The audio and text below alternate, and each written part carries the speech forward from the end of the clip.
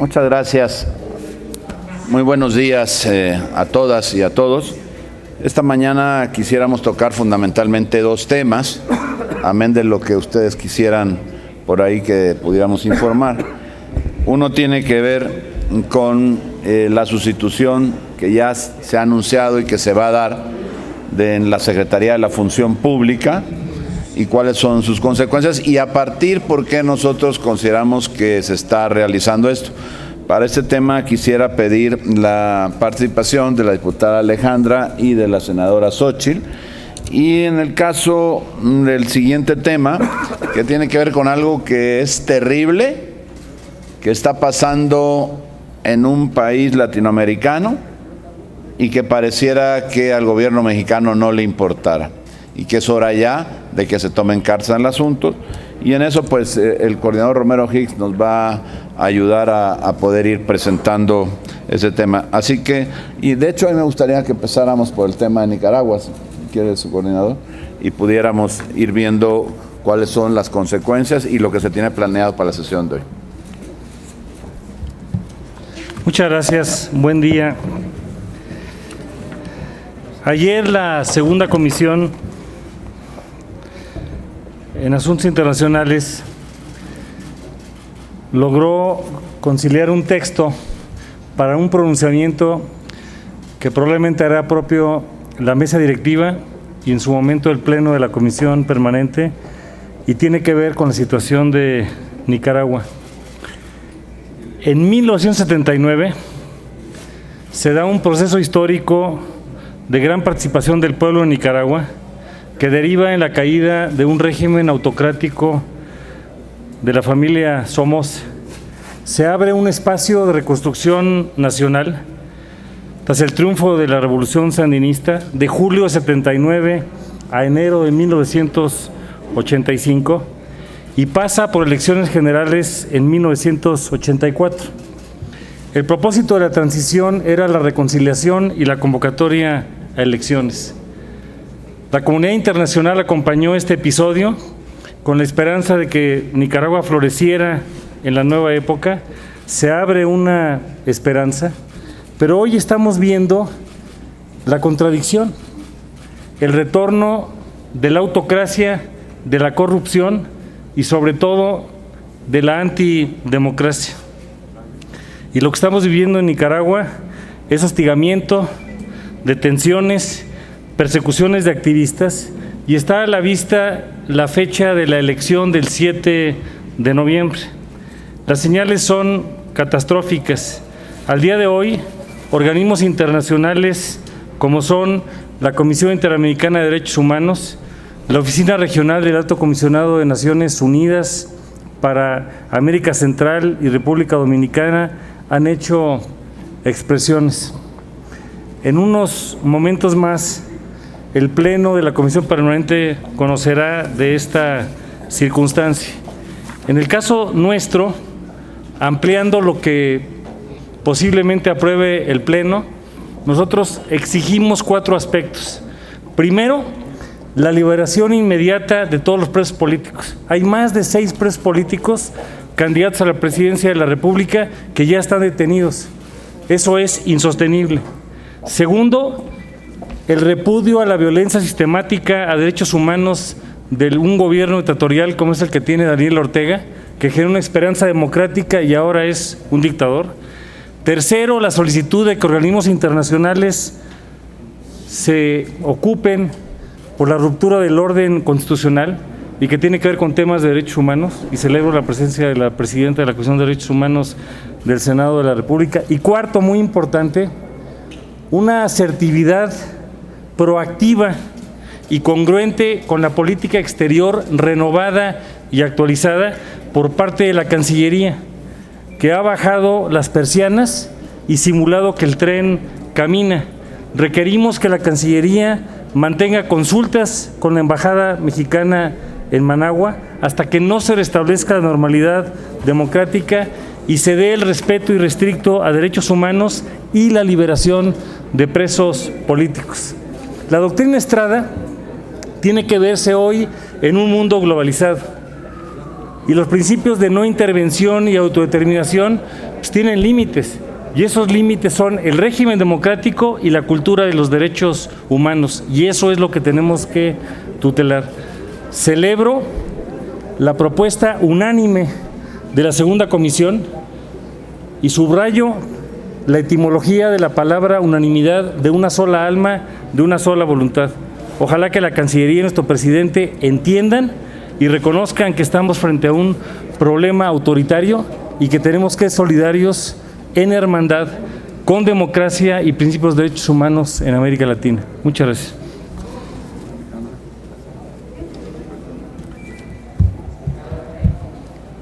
Sí, muy buenos días a todas y todos.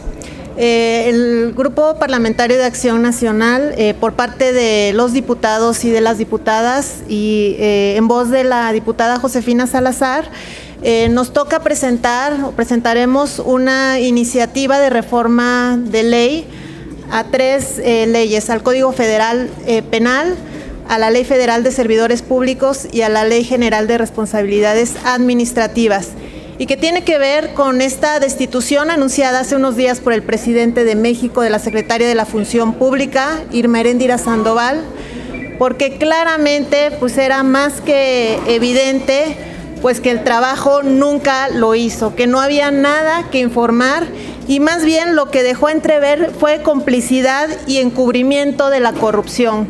Esta bandera que el gobierno federal ha presumido tanto y que realmente lo único que ha hecho es utilizarla como un arma de persecución política para tratar de ir detrás de aquellos que él llama sus opositores, pero eso sí, tratar de justificar cuando la corrupción sucede en casa. Se quedan muchas cosas en manos de la Secretaría de la Función Pública que tienen que ver con corrupción, como el caso de Bartlett, como el caso del propio enriquecimiento inexplicable de la misma secretaria y de otros funcionarios del gobierno federal, el tema que tiene que ver con los programas sociales y toda la corrupción que hubo detrás de ellos. En particular, desde la Cámara de Diputados presentamos una solicitud para investigar a fondo qué estaba sucediendo en la Secretaría del Trabajo con el programa de Jóvenes Construyendo el Futuro, donde se pudo documentar que hubo graves casos y donde inclusive uno de los jóvenes del estado de Oaxaca estuvo a punto de perder la vida debido a que hubo pues todo un tema de corrupción. Se le mandó a hacer otras labores que nada tenían que ver con el programa social de Jóvenes Construyendo el Futuro. Así que es necesario hacer estas reformas para tipificar el delito del desvío de poder y sancionar a todo aquel servidor que utilice discrecionalmente alguna de sus atribuciones para afectar los derechos de una persona o bien para conseguir un fin distinto para el que le fueron conferidas estas atribuciones. De esto se trata la iniciativa que presentaremos este día y esperamos pues que haya un dictamen favorable, porque México lo merece. ¿Es cuanto? Muchas gracias. Pues simplemente ratificar lo que el Grupo Parlamentario del PAN en el Senado dijo, que Irma Heréndira se fue con más pena que gloria, no hay duda. Es increíble su omisión, empezando por ella misma. Yo presenté una denuncia en la Función Pública para que ella y su esposo se sometieran a una evolución patrimonial, dado que los dos son funcionarios públicos y pudieran acreditar que realmente los recursos que habían obtenido les permitían comprar las diferentes casas que fueron dadas a conocer por una investigación periodística. Pues ahí no se aceptó, pero también la denuncia de Manuel Bartlett, la manera en que fue exculpado, el que se haya dicho que efectivamente su pareja sentimental era su pareja, pero no era su esposa ni su concubina, y en función de eso no obligarle a declarar los bienes, las empresas que este señor tenía. El caso del hijo de Manuel Bartlett con la empresa Cyber Robotics, que le vendió al Seguro Social del Estado de Hidalgo ventiladores a 3 veces su valor y que la función pública castigara con 2 años de inhabilitación y una multa de 2 millones de pesos, cosa que esta empresa ganó en la primera instancia. Así estaba de mal planteada seguramente la sanción administrativa, al grado que fue revocada de manera inmediata por los tribunales. El caso de la empresa Sierra Madre ligada a los amigos de Rocío Nale, compadres, donde le fue asignado un contrato por la refinería de Dos Bocas por 5,000 millones de pesos, una empresa que se creó una semana antes de la adjudicación. Y si hablamos de los casos del aeropuerto en Santa Lucía, el Tren Maya, donde se han hecho adjudicaciones directas, deja una estela de corrupción, de impunidad. Este gobierno ha sido un fracaso absoluto en el tema de combate a la corrupción y sobre todo la manera de encubrir a los propios. Y sobre los extraños, pues a la única que hoy por hoy se tiene inhabilitada y en la cárcel es a Rosario Robles, pero hay mínimo otros 10 funcionarios federales que deberían de estar en la cárcel por la estafa maestra.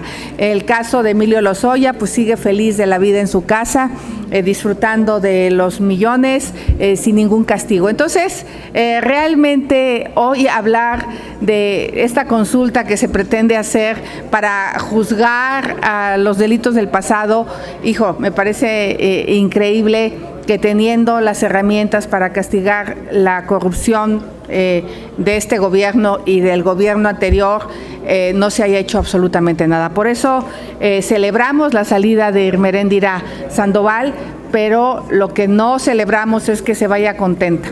Insisto, Irmeréndira va a ser recordada como la secretaria que exculpó a Manuel Bartlett de sus millonarios abusos en los gobiernos pasados y en el actual. Gracias. Kenia.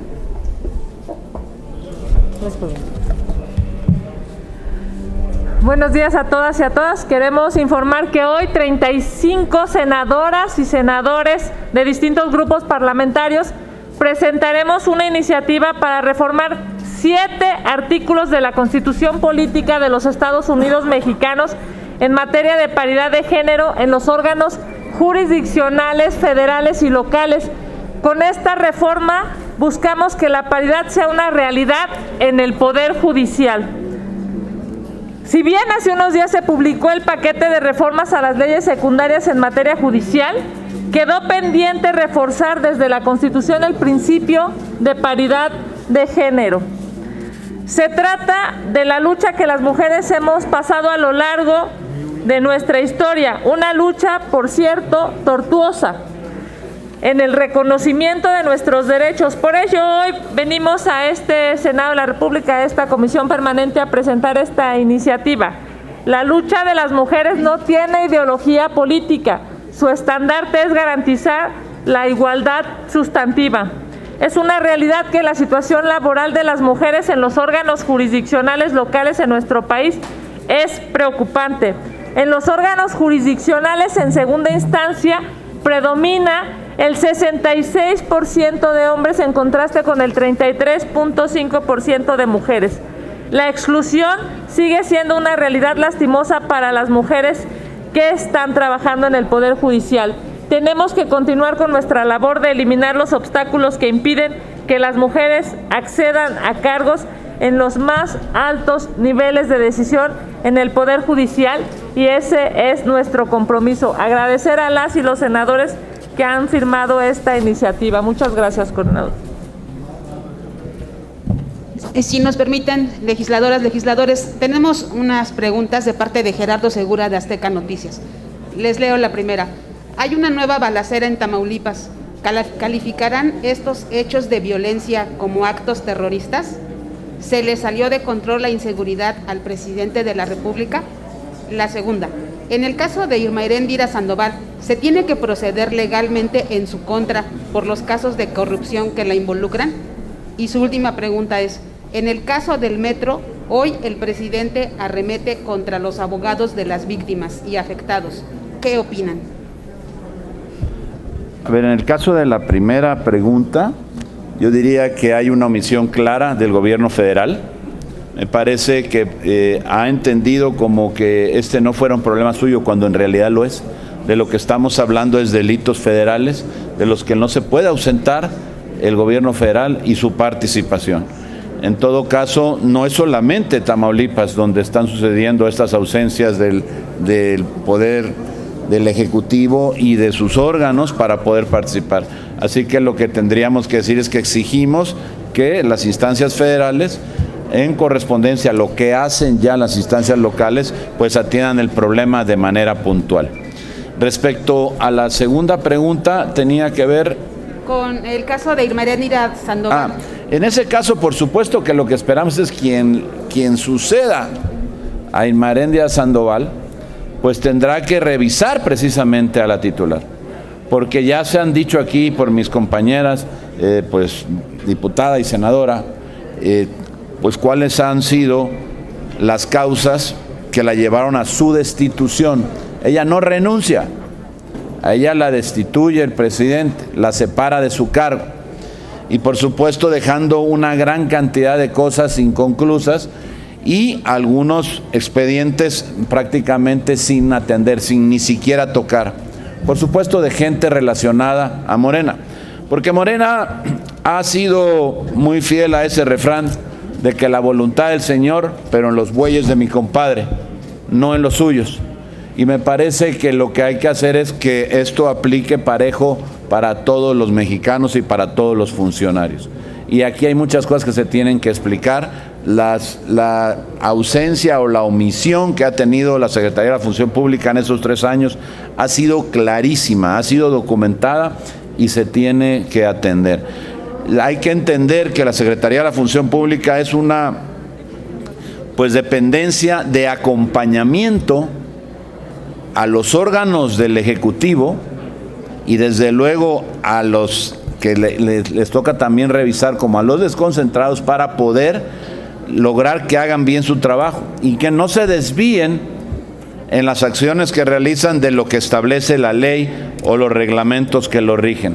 Y esto no se ha hecho, no ha sido en ningún caso una compañía en este tránsito por las decisiones que se toman para fijar posturas que atiendan a lo que establece la ley. Ha sido exactamente al contrario y hay muchas denuncias de ello. Y luego por lo que toca al tercer tema, el metro.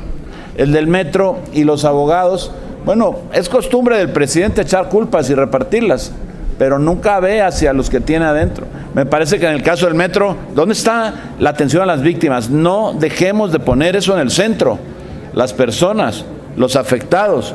Y segundo, los responsables ya se ha dicho, en este informe preliminar al que le falta mucho todavía y al que pudiéramos conocer de mejor manera si hubieran aceptado esta comisión plural que aquí se pidió en varias ocasiones, se ha dicho que los responsables son desde el inicio quienes concibieron la obra y tienen nombre y apellido. Y ahí está, por supuesto, Marcelo Ebrard y está Claudia Sheinbaum, por no haber corregido lo que tenía que corregir. No hay más que decir, lo que hay que es llegar al fondo. Y estamos planteando, por cierto, con la participación de algunas senadoras, específicamente de Xóchitl Gálvez, para poder llevar a cabo una investigación en la que pudiéramos acompañar en la presentación de lo que se dice son los resultados y encontrar a los verdaderos responsables de lo que está pasando y cuáles fueron las razones o las omisiones que dieron al traste con la línea 12 y por supuesto cobraron 26 víctimas y bueno, decenas de heridos que todavía están velando por el bienestar y por su vida. Hay muchas cosas que aclarar y desde luego me parece a mí que el señalar de frente y a otros ha sido costumbre del presidente, pero se tiene que ocupar de resolver los problemas y no solamente andar buscando culpables, sino de resolverlos. Xóchitl, ¿quieres? A ver, para ser concreta, su servidora presentó una denuncia el día 24 de junio del 2020 y esta denuncia tiene que ser al menos contestada por el nuevo titular, donde pido que se le haga una investigación a Irma Heréndira Sandoval en su evolución patrimonial. Está la denuncia puesta, el nuevo titular tendrá que decir si procede o no procede, pero creo que eso nos sacaría de dudas de saber si realmente la cantidad de casas que tiene corresponden al salario de una investigadora en la UNAM, porque los propios investigadores argumentan que no les pagan tanto como para tener 6, 7 inmuebles producto de la investigación científica. Y respecto al tema de las víctimas, realmente me parece lamentable. Vamos a seguir insistiendo que se requiere un tercer peritaje. Ese peritaje que se presentó es incompleto, es dudoso, no se habla de vibraciones, se trata de culpar aparentemente a los soldadores de los pernos, no lo vamos a aceptar. Hay muchísima información pública que hemos empezado a tener acceso, ingenieros, ingenieras de muchas disciplinas, por cierto, donde sentimos que el dictamen está tendencioso y por lo tanto creo que las víctimas tienen derecho a pedir que se haga un tercer peritaje por parte de una empresa independiente a la que no le pague la jefa de gobierno, porque pues el que paga manda. Entonces a nosotros no nos tiene satisfecho, no conocemos el peritaje de la Fiscalía, pero son dos instituciones de gobierno, tiene que haber un tercer perito independiente que acompañe a las víctimas y en eso vamos a trabajar los próximos días.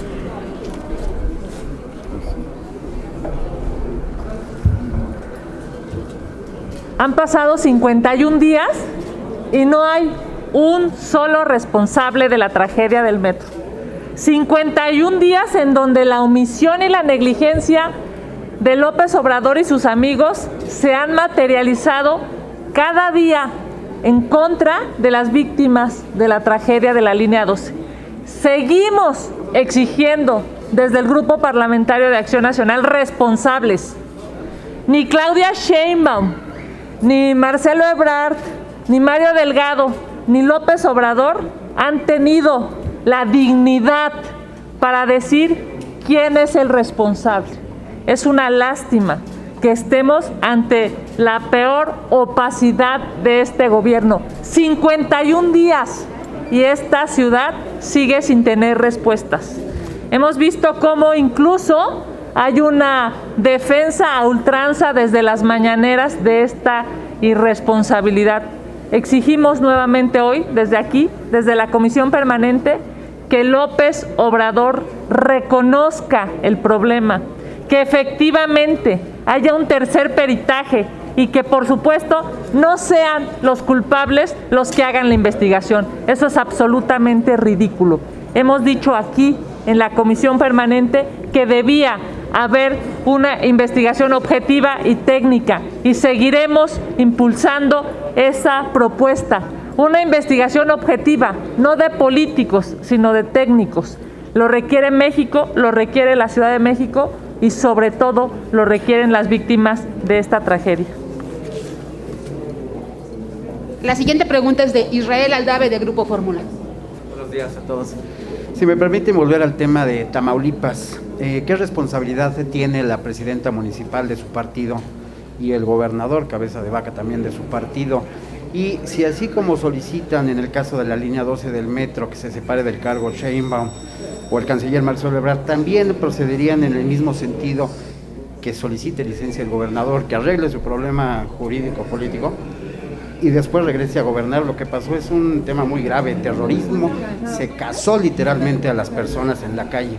Es que no se escucha muy bien, si puedes pues, un poquito, perdón. Creo que fui un poco claro.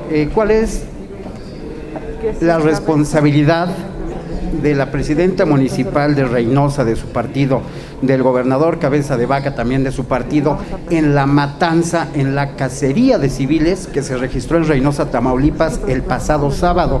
Y si así como ustedes solicitan en el tema de la línea 12 del metro, que se separen de su cargo la jefa de gobierno y el canciller Marcelo Ebrard, en este sentido también procederían de igual forma, solicitarían al gobernador cabeza de vaca que se aparte de la gubernatura, que arregle su problema y que deje la seguridad a alguien más.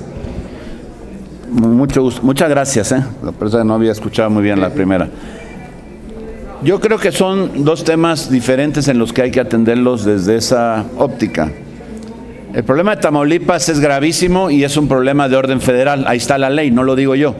y lo tiene que atender. Es un delito federal que, por cierto, ya está ayudando la autoridad estatal, haciéndose responsable incluso porque el gobierno federal está siendo omiso en una responsabilidad que tiene, quizá para tratar de empinar al gobernador, quizá para tratar de hacerlo ver peor, porque hay claro que una persecución, no de ahora, de hace meses, en contra del gobernador García Cabeza de Vaca.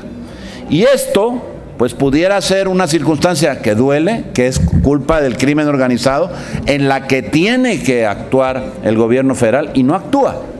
Es el momento en que todavía no entra a ver cómo se tienen que resolver las cosas. Está muy claro cuáles son los delitos del orden común y cuáles son los del orden federal.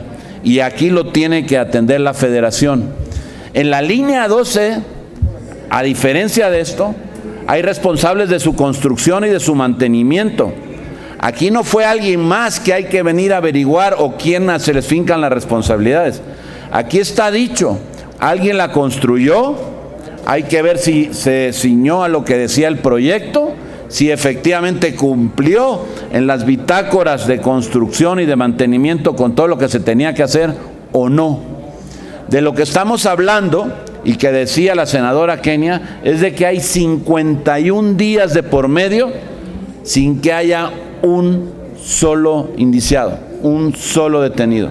Y eso habla de encubrimiento, habla de opacidad y habla de un gobierno irresponsable, insensible ante el dolor de las víctimas. Son dos cosas diferentes en las que yo quisiera plantearlas así. Entiendo lo que puede pensar alguien más, pero desde nuestro punto de vista, en el caso de la violencia, que está, por cierto, desbordada en todo el país, fue algo verdaderamente inusual, inédito en nuestro país, el proceso electoral con la cantidad de muertos que hubo, precisamente políticos, muchos de ellos aspirantes a cargos de elección, y la autoridad federal no dice nada. Todavía el presidente dice, pues que se portaron bien. Pues ¿con quién se portaron bien? Evidentemente con los muertos no, con los amenazados tampoco. Me parece que hay que distinguir esa parte en donde le es responsabilidad del gobierno federal actuar en estos casos, en donde los delitos son federales y son responsabilidad de ellos empezarlos a atender y dejar de estar repartiendo culpas y todavía de pretender hacer pues el problema de Tamaulipas más grande de lo que ya es. Entonces, ¿no tiene ninguna responsabilidad el gobernador, la presidenta municipal? No estoy diciendo eso. Lo que estoy diciendo es que tiene que entrar el gobierno federal a hacer su parte, a asumir responsabilidad y a cumplir con su obligación que le manda la ley.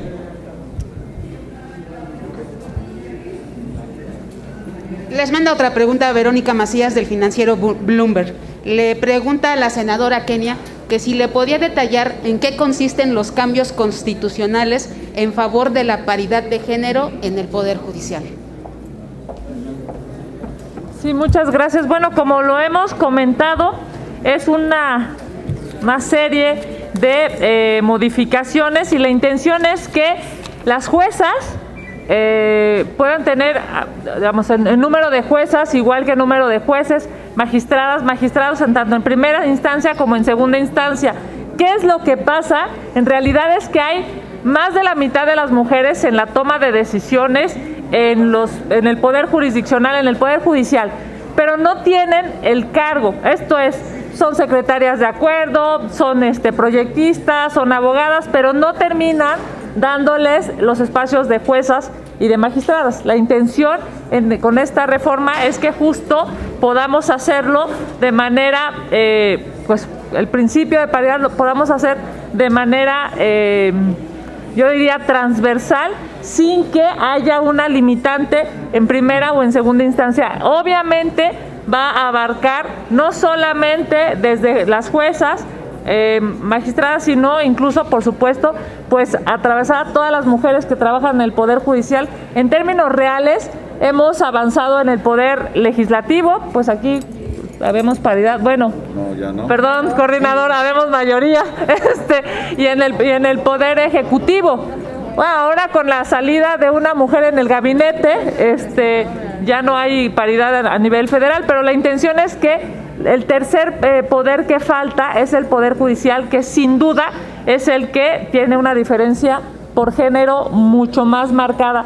No se hizo la reforma, incluso no se hizo cuando hicimos el paquete completo, incluso no se hizo cuando se mandó la propuesta que se aprobó hace unos meses, y la intención es que con esto podamos solventar esa diferencia desde el Poder Judicial. Gracias. No tendríamos más preguntas registradas. Les agradecemos mucho, Gracias. diputadas, senadoras.